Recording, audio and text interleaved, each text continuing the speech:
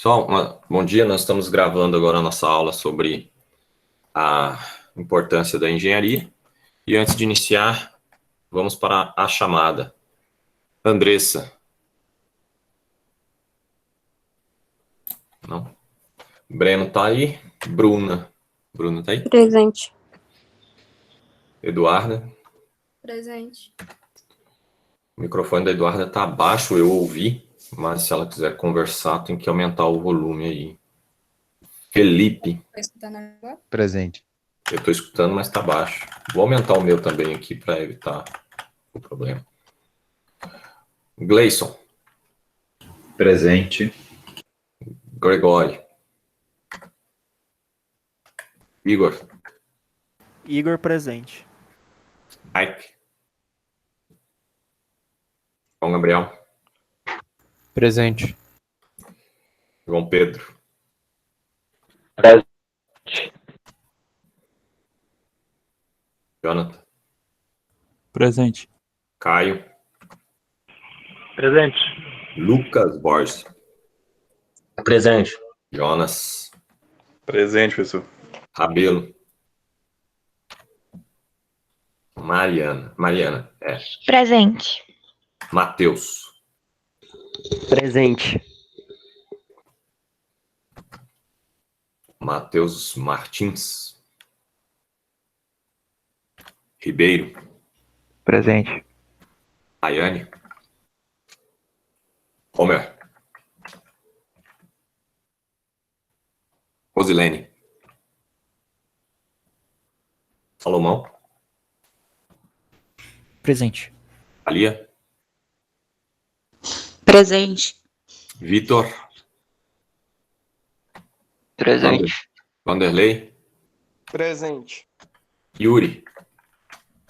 Presente, professor. Ok. Muito bem, vamos voltar então à nossa apresentação.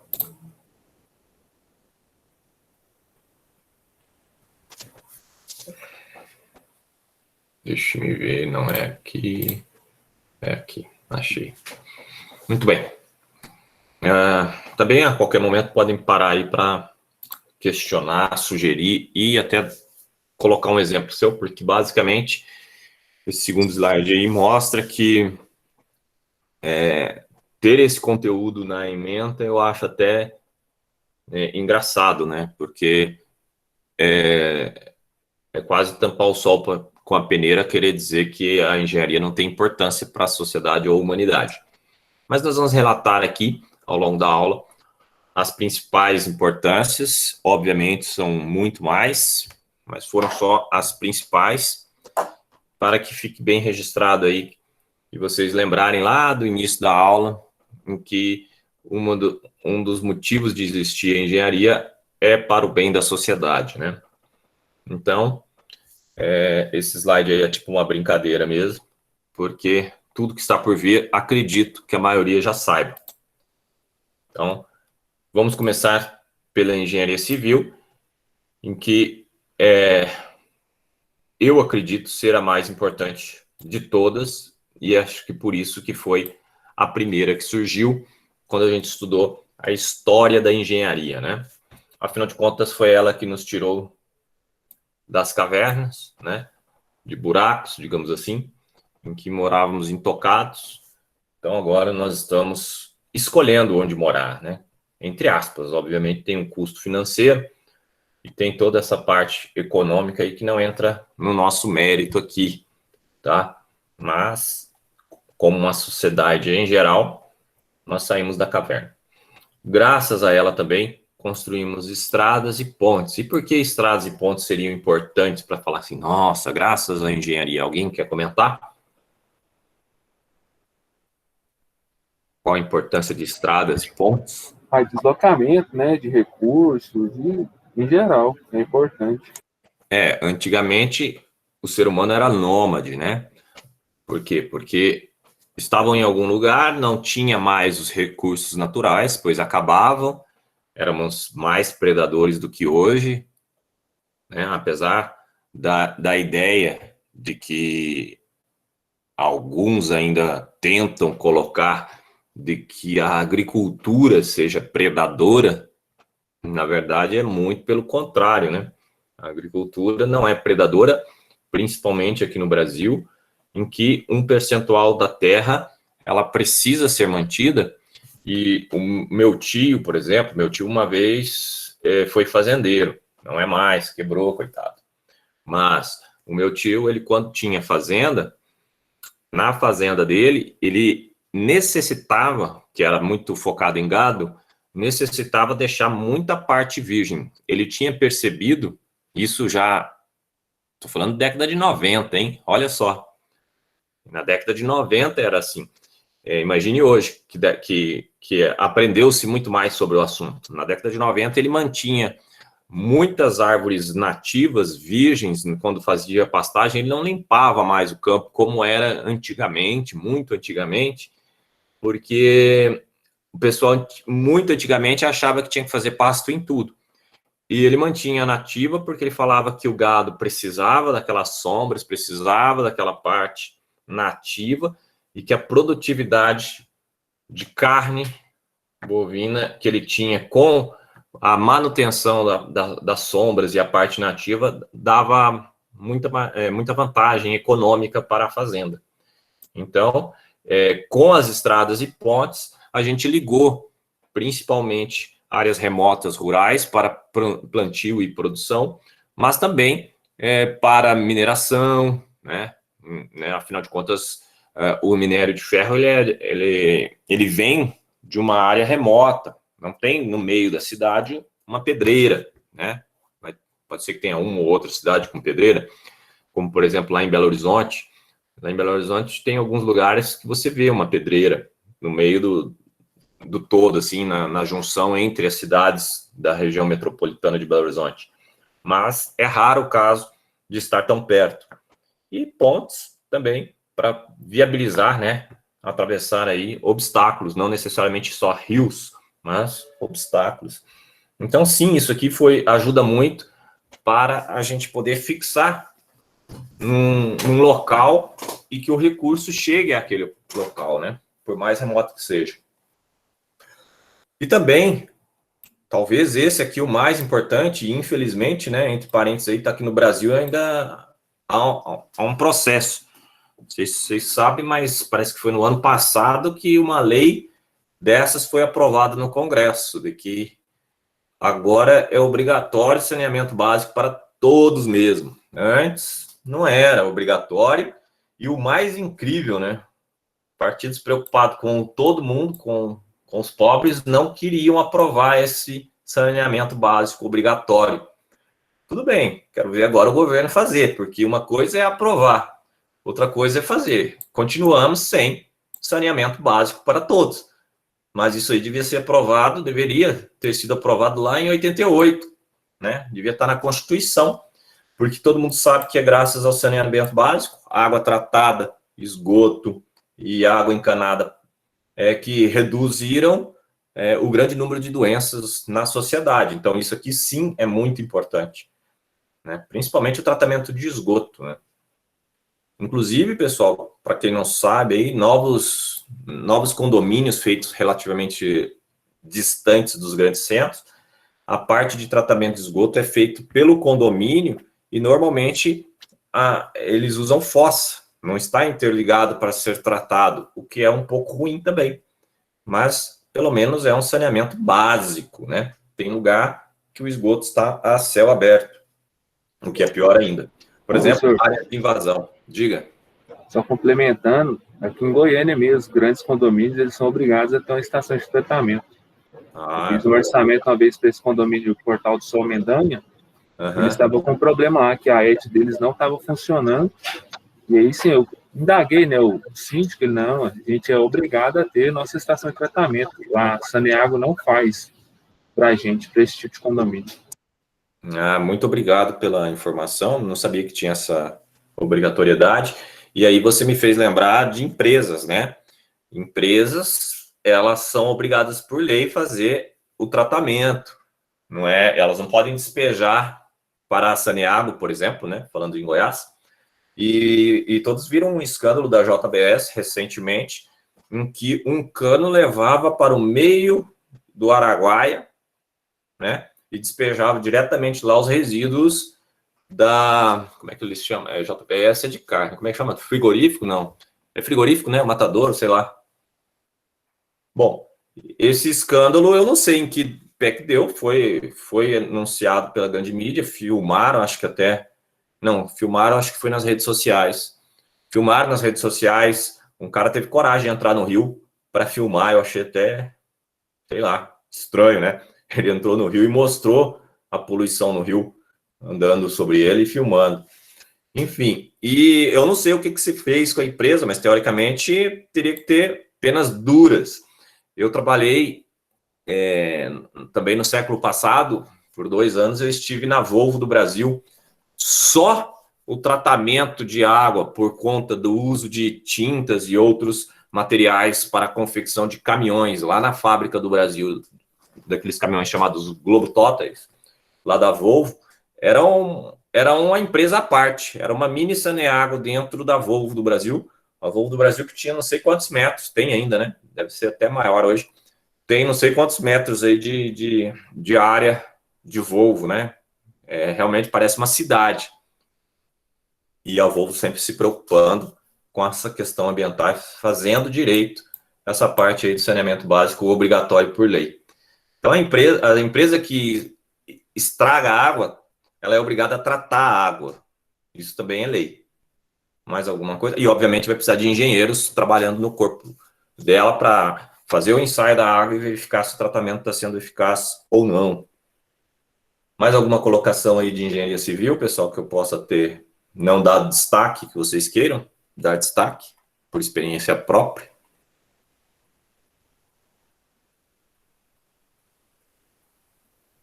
Não? Ok.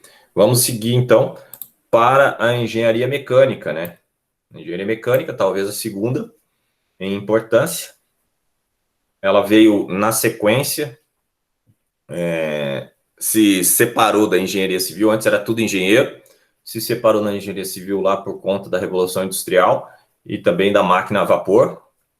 Ela começou a focar muito em máquinas, né? Então, ela focou em motores a combustão, como eu disse agora, máquina a vapor. Então, todo o processo de industrialização começou com a engenharia mecânica, com as máquinas de combustão, ou seja, explosões, fogo, caldeiras aqui embaixo, ó, caldeiras, gerando aquela parte de energia para movimentar essas máquinas, né? Depois foi ficando um pouco mais sofisticado, né? Por exemplo, está escrito a ponto, eu vou corrigir, é a ponte Rio-Niterói. No Brasil, usou tanto a engenharia civil quanto a engenharia mecânica. A estrutura mecânica é muito grande utilizada lá. E, além disso, né, ela também é muito usada na construção civil. Está na moda containers, está na moda steel frame, ou seja, pré-moldados prontos. Não pré-moldados, que também agora existe pré-moldados também de alvenaria. A Votorantim também fez estradas pré-moldadas na região em que ela atua, onde os caminhões dela passam, por exemplo. Ela fez uma parceria, não sei se ela subsidiou um pouco a estrada, mas elas fizeram aquelas estradas de concreto, né? Ou seja, iriam, ao invés de fazer asfalto, colocavam-se placas de concreto niveladas. Eu não sei se alguém aí já teve o prazer de andar sobre uma estrada de concreto, mas na parte lá, na região de Sorocaba, tem muito, e também em algumas partes, acho que do Paraná, lá indo para as praias, tem um pedaço que também resolveram comprar concreto para fazer. Simplesmente não dá manutenção, pode até sair cara a construção, só que não tem mais aquela roubalheira política de tapa-buraco, né? Então, o concreto dura, e dura muito mesmo. Alguém aí tem alguma coisa mais da mecânica, né? Que eu voltei para civil por conta do pré-moldado. Alguém mais? Quer ressaltar aí? Eu não coloquei aqui todas as peças de todos os maquinários, todas as peças que são fabricadas e usam a tecnologia da engenharia mecânica para dar a dureza e a resistência necessária, a resistência física necessária para a peça ou o material, tá? Então, fica aí muita contribuição. A química, como já foi falado da civil, antigamente a engenharia civil cuidava da nossa água, mas hoje, né, você vai ver lá na Saneago mesmo, é um engenheiro químico que está mais preocupado com a água, tem engenheiro civil ainda, mas é mais focado no geral, e o específico é engenheiro químico tratando água.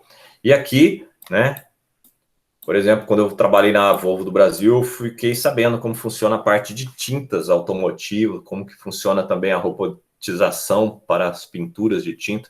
É um robô enorme, né? Afinal de contas, cabia uma cabine de caminhão nela, né?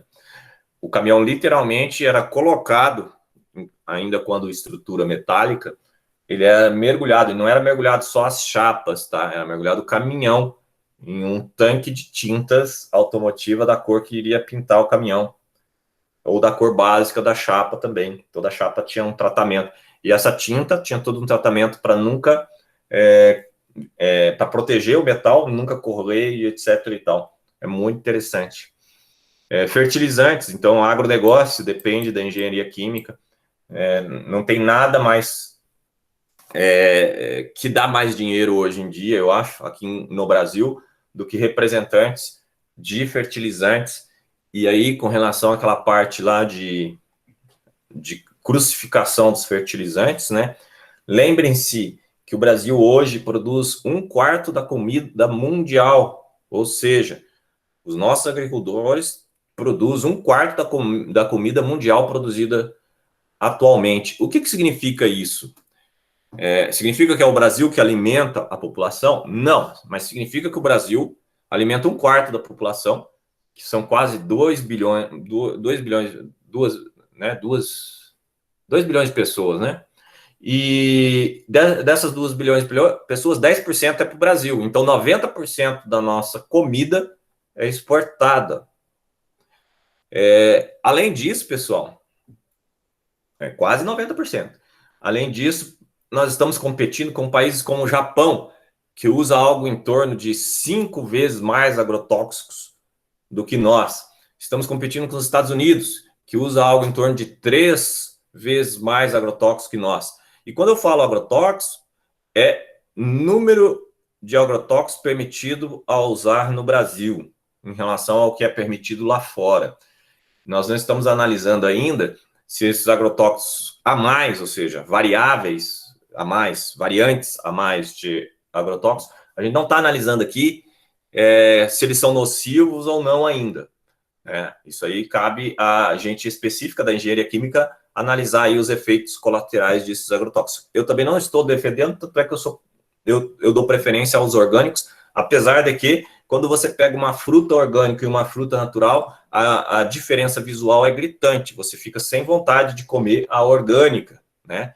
Você tem que arrancar vários pedaços feios e etc. Por quê? Porque os bichinhos comeram, não estava protegida e etc. e tal. Então, o que eu estou querendo ressaltar aqui? Que a mídia está batendo que foram aprovados inúmeros novos agrotóxicos a serem usados no Brasil, mas tentando igualar a competição, que é um mercado mundial, em que o Brasil fornece 1/4 da comida. O agricultor brasileiro está tendo que fornecer 1/4 da comida com armas, ou seja, ferramentas para não estragar a plantação, piores do que os outros. E aí a parte do nocivo tem que analisar sempre. Mas existem alguns agrotóxicos que foram aprovados agora, que tem estudos que comprovam que esses aprovados são mais eficientes e menos tóxicos do que os que já estavam aprovados. Então dá a impressão que tem alguém ganhando com isso, entendeu? E que está segurando esses agrotóxicos não tão bons e não queria que outros entrassem no mercado. Então tudo tem que ser analisado sempre friamente para ver se não há lobismo, né? Lobismo é interesse escuso de alguma classe em que mantenha-se do jeito que está. Tem que sempre analisar corretamente. E o engenheiro químico, quando está fabricando agrotóxicos, com certeza ele está preocupado com a saúde humana, porque faz parte da engenharia isso. Então, sim, tem que fazer uma curva de custo-benefício. Quão ruim é e quão bom é. Quão bom é para a fruta ficar bonita e saudável e quão ruim é ter um resíduo do agrotóxico na fruta ou na comida e etc. e tal. Aí vem as cerâmicas, né? São muitas fábricas dessa parte de cerâmica, principalmente em Santa Catarina, né? Porto Belo é a mais famosa de todas. Então lá a indústria química tem lugar. Não sei se vocês lembram, mas Souvenir e coisas do gênero são também em Santa Catarina. A WEG faz tintas, não sei se vocês sabem. A WEG, que teve o seu patrimônio líquido nos últimos 12 meses aumentado em 60% pela valorização de suas ações. É uma das empresas mais lucrativas do mundo, nos últimos 12 meses, principalmente. E ela também faz tinta. Ela tem a WEG Tintas. Então, a gente não tem noção do que é a WEG ainda. Não tem noção. E derivados do petróleo, né? Infelizmente, plástico, sim, precisa ser eliminado de alguma forma, porque é, sim, um problema o descarte de plástico. Catalisadores, biocombustível, aqui em que o Brasil é pioneiro, ou seja, engenheiro químico do Brasil dando aula para o mundo, nós temos que valorizar isso também, tá? Obviamente o mundo fez depois, por exemplo, a gente fez a partir da cana-de-açúcar o álcool, e aí, na sequência, por conta da nossa patente de ter que pagar para nós, por termos descoberto esse biocombustível, os americanos fizeram a partir do milho, outros estão fazendo a partir da beterraba, com menos eficiência, ou seja, precisa de mais quantidade de matéria-prima para ter a mesma energia produzida, e assim por diante. Então, só essa parte aqui, a gente tem que repensar, né? Será que a engenharia civil é tão importante assim, como a química é hoje? E aí, porque a minha esposa é dentista, eu trouxe aqui prótese, ou seja, tudo que é osso, enxerto ósseo e etc., envolve a engenharia química, ou seja, é mais engenharia química também na medicina. E a indústria farmacêutica, que é o carro-chefe aqui de Anápolis e até Goiânia mesmo, né? Temos muitas indústrias aqui, vivem contratando engenheiros químicos. Alguém quer contribuir com a engenharia química? Ou já foi de bom tamanho aí? Não? Ok. Vamos então para a engenharia de alimentos, né? Que tem a ver com química também, né? De certa forma. Então, o engenheiro de alimentos, ele é responsável pela qualidade da comida industrializada, principalmente, tá? Ou seja, as grandes empresas fabricantes de comidas, seja elas congeladas e sem nenhum tipo de conservante, ou seja, elas enlatadas e cheio de conservante ou conservantes naturais, tem que analisar cada um. Por exemplo, o atum é um enlatado que tem uma certa tecnologia com óleo comestível e que, de certa forma, dizem, não sei se é verdade, teria que ser feito um levantamento científico, e eu não li nenhum artigo científico, mas dizem que o atum faz bem. E ele é entregue para nós dessa forma. Ninguém compra o peixe-atum. Tem a possibilidade do peixe-atum, mas ela vende muito menos do que o atum enlatado. Então, normalmente, quando se come atum, está se comendo peixe, está se comendo um alimento saudável, mas ele é um enlatado e tem conservante, porque ele dura 2 anos dentro da lata, desde que é fabricado. Então, isso daí é uma tecnologia e é um mérito do engenheiro de alimentos que está preocupada com a parte de conservação do alimento. Também eles inventam novas técnicas, né? Ou seja, comidas congeladas e sem nenhum tipo de conservante. Muitos sucos já conseguem ser vendidos e duram semanas sem conservante. Está escrito lá nele, né? Sem conservante. Então, é graças ao engenheiro de alimentos que nós temos uma nutrição conservada e com pouca química que prejudica a nossa alimentação. Então, sempre, se você ler o artigo que eu estou sugerindo aqui, você pode usar a apresentação que está no Moodle depois para ler esse artigo aqui. Esse artigo é bem interessante, ele me ajudou a abrir a cabeça com relação aos engenheiros de alimentos e sua importância, tá bom? Eu sugiro, então, a leitura deste artigo. Posso passar também, tranquilo? Muito bem. Beleza. Obrigado. Aqui vem, eu não fiz engenharia elétrica, porque hoje em dia não existe mais engenharia elétrica, né? Ah, mas eu fiz o curso de engenharia elétrica ainda. Quando você faz um curso de engenharia elétrica hoje e olhar a grade, você está fazendo eletrotécnica, tá? Porque pegaram a elétrica, que é o curso que eu fiz no século passado, e quebraram. Agora a elétrica tem eletrotécnica, a elétrica tem computação, tem eletrônica, tem telecomunicações, tem controle e automação, tem mecatrônica, que é elétrica com a mecânica, mais eletrônica com a mecânica, e assim por diante. Então, eu estou pegando uma delas, a eletrotécnica que é responsável pela geração, transmissão de energia elétrica. Imagine um mundo sem energia elétrica hoje, ou seja, sem tomada, né? Todo o resto a gente não discute mais. Ah, professor, então eu acho que a eletrotécnica é a mais importante da engenharia. Se você quiser pensar que você pode voltar para a caverna e ter uma tomada lá, senão, não. Então, tem sim sua importância, nós não vivemos mais sem, mas ela foi importante e ela está ainda dentro de uma outra engenharia, que primeiro a gente construiu as cidades, para depois construir as usinas, né? É só olhar aí há uns 2 séculos atrás, as cidades já existiam, mas ainda não tinha eletricidade na tomada. Aí, consequência, né, motores elétricos, trocamos aqueles motores que explodem, né? Quem assistiu alguns filmes futuristas aí, eu gosto muito daquele filme em que o Stallone é um mocinho congelado e tem um vilão congelado também, eu não lembro o nome, que é o Snipes. Aquele filme é um clássico e que mostra que no futuro não pode ter carro a combustão, não pode ter motor a combustão, combustível fóssil, que ele explode, né? Obviamente, o carro hoje não explode porque há um controle, não é assim, ele é combustão, então ele explode porque ele está explodindo toda hora. Sim, o motor funciona com explosões, mas é uma explosão controlada e que por isso o carro não explode assim. Mas eu vi ontem ainda nas redes sociais um caminhão que explodiu. O caminhão explodiu. A cabine do caminhão explodiu no meio de uma BR. A pergunta é, como estava a manutenção do caminhão? O que estava sendo feito?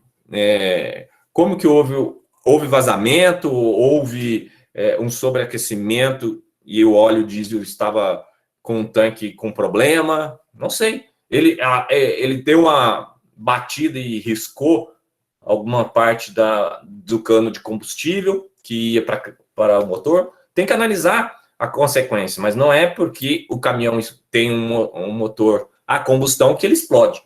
Mas, neste filme que eu citei, né, é colocado que o motor a combustão é perigoso, como vamos dirigir um carro velho desse? Tinha que ser num carro elétrico e automatizado, ou seja, modelos Tesla. Então, na década de 80, fazia-se já menção aos modelos Tesla de hoje, que é um carro 100% automatizado e elétrico.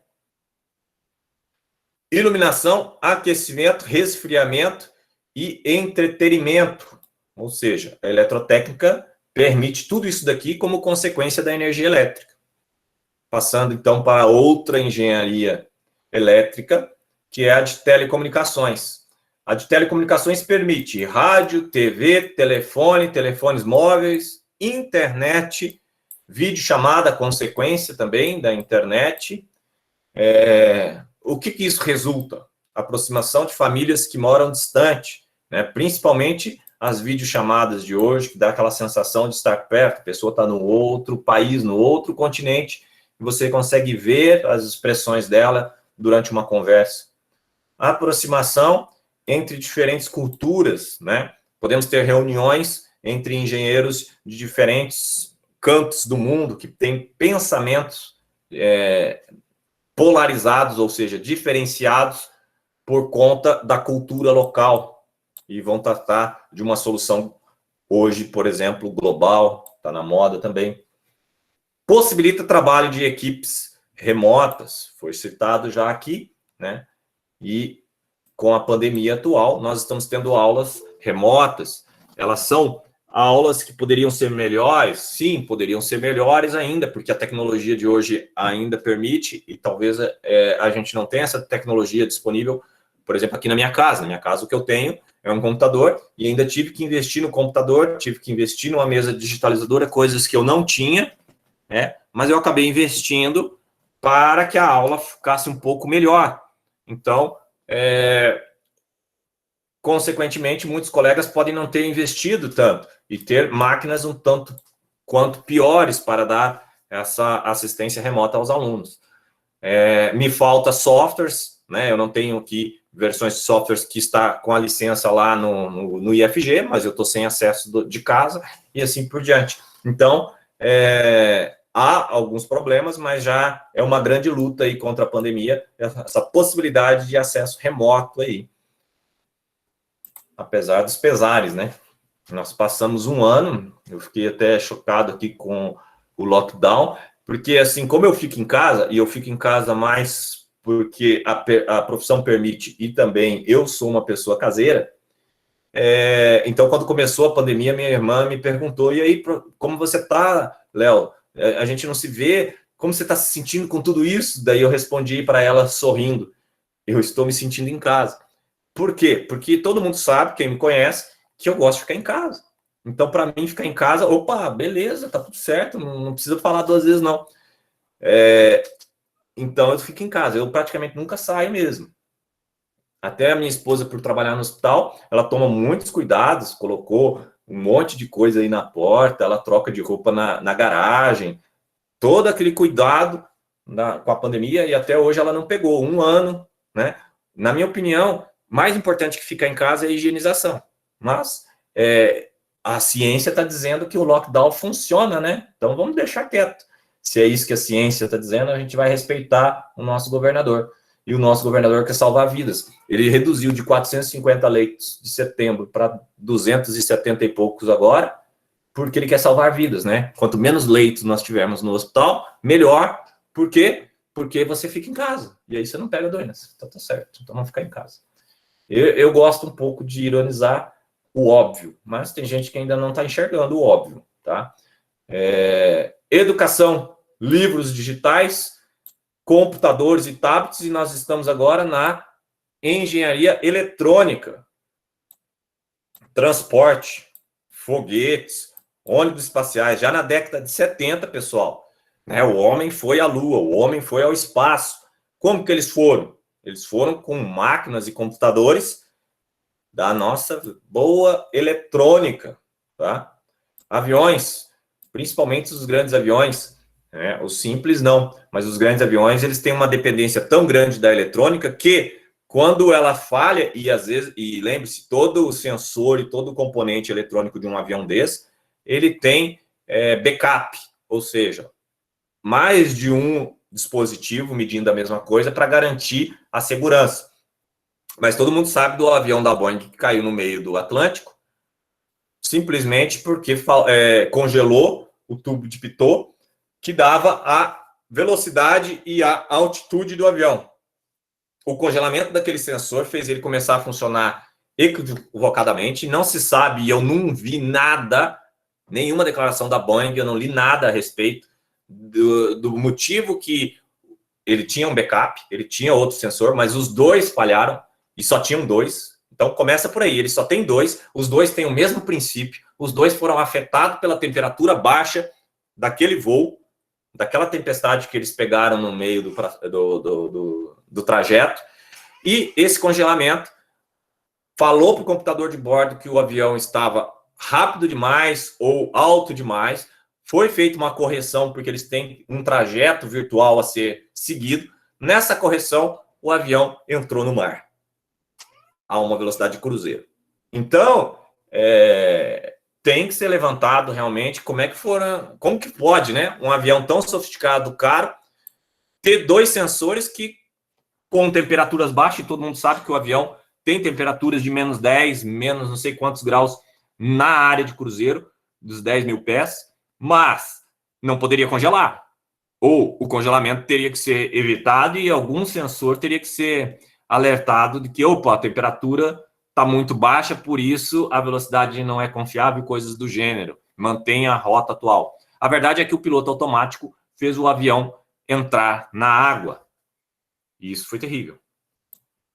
navios, submarinos, caminhões, ônibus, carros e motos, né? Quem é apaixonado por moto aí já deve ter assistido a apresentação da Z900. Não estou fazendo propaganda, mas que moto, né?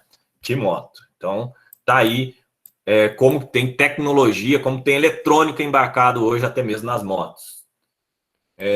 Medicina. Pega um hospital. Eu tenho a minha esposa, no nosso primeiro filho, quando foi nascer, a minha esposa e o menino acabaram indo para UTI. E no hospital havia vários equipamentos eletrônicos. E a minha esposa ficou mal, o meu menino teve alta 2 dias depois, mas a minha esposa foi ficando mal, ela teve problema, e o pai dela morreu de problema renal, então ela precisou ir colocar um catéter e ir para hemodiálise. Eu lembro do desespero dela, porque ela perdeu o pai com 3 anos, e a família sofre muito com isso. Então, o desespero dela de ter que enfrentar o que o pai enfrentava, lembrando que o pai enfrentou isso na década de 70. Ela enfrentou isso agora, né, na década passada, agora retrasada, né, porque viramos de novo uma década. Então, no início dos anos 2000, nós tínhamos uma tecnologia, nos anos 70 nós tínhamos outra tecnologia, e ela estava desesperada, achando que estava indo para a morte. A verdade é essa. E aí eu acalmei, explicando que o medo dela já devia ter acabado, porque o catéter é uma cirurgia que é feita pelo homem, sem intervenção de nenhum computador já bem programado, enquanto que a hemodiálise, que é só ligar o tubo no catéter, é feito por um engenheiro eletrônico. Então tá tudo certo. Pode confiar, porque eu sou engenheiro eletrônico, eu sei do que eu estou falando. A expressão da minha esposa, com essas palavras, mudou totalmente. Ela foi tranquila e voltou saudável. Então, a segurança que a engenharia eletrônica hoje dá às pessoas que entendem que ela não falha fácil, tirando o caso desse avião que tem que ser investigado, eu acabei de citar aqui, isso aqui é um absurdo, né? Imagine um equipamento de hemodiálise, sei lá, o sensor para de funcionar e começa a fazer bobagem com o sangue, com a troca de sangue, com o filtro de sangue. Isso não pode, isso é inaceitável. Equipamentos, então, médicos em geral, tirando a eletrônica, os hospitais hoje fecham, né? Os médicos podem falar, não tem como trabalhar, vou para casa, né? Então, fica a dica aí. Prótese, a gente viu aqui, né? Aquela mão biônica impressionante, né? A emoção daquele cidadão em que estava pensando em mexer a mão e viu a mão mexendo foi nítida, né? Então, nós estamos, sim, fazendo um grande impacto positivo para algumas pessoas. Por que algumas pessoas? Por causa do custo também, né, pessoal? Tem o custo envolvido e esse é o grande problema. Entretenimento, né? E aqui chega onde vocês gostam e partem para ficar, talvez, 50% da vida, né? Em videogame, brinquedos, simuladores e tudo o resto, né? Netflix, todo o entretenimento depende hoje de eletrônica, né? Então, agora muitos podem dizer, a eletrônica é o melhor que tem agora, né? Não sei. Pode falar, Salomão. Pode falar, Salomão. Uma curiosidade a respeito dos jatos supersônicos, porque quando eles entram em velocidade Mach 1 ou velocidade supersônica, alguns modelos podem realizar até 40 reavaliações de todos os sensores por segundo. Então, de fato, se um sensor falha, o avião todo fica desestabilizado. Olha aí. Muito bom. Obrigado pela contribuição. E agora que eu vi também, graças ao Salomão que levantou a mão, o Yuri. Ô Yuri, quando você puser alguma coisa no chat, você pode levantar a mão também. E o Yuri falou do filme lá que a gente falou que previa o carro Tesla, né? E vale ressaltar ainda mais um detalhe sobre a Tesla, né? Quem de vocês pensaria em empreender numa nova marca de carro em pleno ano 2000? Né? Para competir com GM, Ford e outras marcas fortes no mercado nacional, que nós estamos falando dos Estados Unidos, né? Sair do zero, vou criar uma marca nova, Tesla. Ninguém. Tem que ser um cara muito confiante no que está fazendo. E interessante que pouco tempo depois dele criar Tesla, o governo americano precisou salvar a GM, né? Por quê? Por ineficiência. Ineficiência nesse processo evolutivo, né? Hoje, não sei se vocês sabem, a Volvo declarou no ano de 2019 que o carro a combustão sairia do seu escopo. Não vai ter mais Volvo a combustão. Eles estão hoje com o Volvo híbrido e logo vão ter o Volvo somente elétrico. E outras montadoras tomaram essa decisão anos depois, obviamente, mas essa decisão foi tomada porque a Tesla existiu. E não sei se vocês viram o que a Tesla fez recentemente, hein, pessoal? Olha como é que é a eletrônica de novo. A eletrônica gera os computadores usam a internet, a telecomunicação. E foi criada uma tal de criptomoeda. A Tesla resolveu comprar 1 bilhão ou 4 bilhões, sei lá quantos bilhões de criptomoeda. Depois de ver uma empresa que teve um crescimento de 1000% em 12 meses, ter investido 400 milhões em criptomoeda, ter crescido 1000%. Outros falam, não, isso daí é pirâmide. Bom, então eles não sabem o conceito de pirâmide para dizer que a criptomoeda é pirâmide. Mas sim, é sinistro como uma criptomoeda tem valor. Moral da história. Depois que a Tesla fez isso, houve um aumento de mais ou menos 60% nesta criptomoeda e as ações da Tesla acompanharam esse aumento. E nenhuma outra empresa grande estava embarcado nessa ideia. E aí fica para refletir, né? Eu tinha 3 unidades dessa criptomoeda e eu vendi essas 3 para quitar, acho que era 50% de uma sala comercial que a minha esposa está fazendo o consultório dela. Olha só, eu tinha de 3 a 5 moedas dessa criptomoeda e quitei uma sala metade de uma sala comercial que a minha esposa está fazendo. Se eu não tivesse feito isso, e eu fiz isso em 2019, e eu tivesse só segurado essas 3 a 5 criptomoedas, hoje eu teria R$1 milhão em criptomoeda. Eu não gosto nem de lembrar, mas vamos embora. Tá, vamos para o que importa. As referências, então. Eu peguei isso daqui dos livros que nós temos, tá? Boa parte do conteúdo e informações de coisas que são feitas eu li no próprio livro. Então, fica a dica aí. Para casa, nós não vamos ter um trabalho remunerado esta semana novamente. E para casa, eu sugiro que vocês façam uma pesquisa breve no que a sua engenharia, que não foi citada aqui, de controle e automação, mas ela é parte da eletrônica, então você pode já aproveitar ali o guincho, as informações da eletrônica e focar no que é de mecatrônica ou controle e automação. O que a sua engenharia, eu quero que você reflita sobre isso, pesquise e reflita o que a sua engenharia tem de importante. Qual a importância da sua engenharia para o mundo? E ao refletir isso, novamente você vai poder pensar se você vai atuar em qual área da sua engenharia. A gente já fez o trabalho de atuação em uma área, mas às vezes você quer, com o avanço, né, do conhecimento de tudo que a gente está conversando aqui de engenharias, você pode pensar, não, eu estou pensando agora em mudar um pouco a área por conta do que é importante para a sociedade e o que não é importante para a sociedade, ou seja, valor, tá? Então, eu quero que vocês façam esse trabalho não remunerado. Analisem o que a engenharia de controle e automação faz por nós e avaliem, reavaliem a sua escolha. Tudo bem? Vocês querem que esse trabalho vale nota? Eu posso pedir para vocês escreverem uma carta resumo disso. Se não, fica assim. O que vocês preferem? Deixa sem nota, professor. Hã? Deixa sem nota mesmo. Sem nota? Vocês estão com muito trabalho para fazer? Pelo menos eu estou com bastante. Se puder aliviar essa semana de novo, eu vou agradecer muito. Tá, então vou fazer uma brincadeira aqui, ó. Levanta a mão quem quer que vale nota, porque está precisando recuperar a nota. O Lucas. O Caio. Temos 4. Não abaixa a mão por enquanto. Nós estamos fazendo uma eleição. Nós só temos 4. Aproveitando a oportunidade, né? Eu acho que o senhor já explicou, mas eu não lembro. Como que vai ser formulada a nota final da sua matéria? 100% uma média simples aritmética. Soma e divide pelo número de notas. Todas têm o mesmo peso. Ok? Beleza. Tá.